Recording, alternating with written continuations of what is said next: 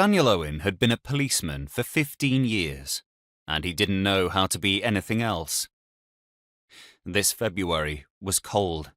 The sky was a silvery grey, lowering the horizon, pressing down on anyone foolish enough to be outside. It drained colour from the scene. In sunshine, the little North Wales town and all its surroundings would be picture postcard pretty. Today, it was dull. That the weather should start improving in a few weeks didn't stop everywhere feeling dreary, or the chill getting under his clothes, even in the house. The desire to stop being a policeman had been overwhelming, he thought, and not for the first time. Leaving the police had lifted so much weight from his shoulders, he felt he could fly. But if he wasn't a policeman, what was he? He came back to it most days around this time, drinking his second cup of coffee, sitting on the battered sofa, gazing out over the valley beyond the French windows. Flora, the little black and white dog he and Mal had adopted, snuffled in her sleep at his feet, curling herself into an ever tighter ball, nose tucked under her tail. One ear was always left half pricked, just in case.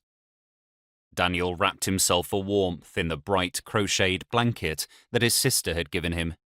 He made himself breathe slowly, feeling chilly air on his nostrils, on the in-breath, allowing his shoulders to drop as he breathed out. He counted the breaths and the space between them, hoping for clarity. It had been growing, his misery, case by case, until he could no longer force it to the back of his mind and keep going. He'd helped some friends who worked in private security and used his detective skills and experience. That had felt okay, but they worked in the city, and the one thing he was certain about was that he didn't want to spend his time looking for light and greenery among the high-rises and fighting his way through crowded streets. No, he wanted to stay here, where he could see the hills beyond the town. He needed to get his hands in the soil, to listen to birdsong, to smell new-cut logs, and watch the seasons pass. He could grow food, bake bread, cook and clean for Mal, and he knew that slowly, bit by bit, his time could be filled with activity.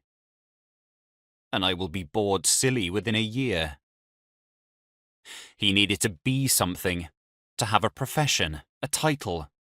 He wanted to be able to say, "I am a," when people asked what he did. The problem was, he didn't know how to fill in the blank. So, he had resolved to fill this day with a long walk, and to hell with the weather. If it rained, he would get wet. If it was cold, he would freeze. But he would not spend the day moping round the house, waiting for Mal to come home. He and Flora would have an adventure,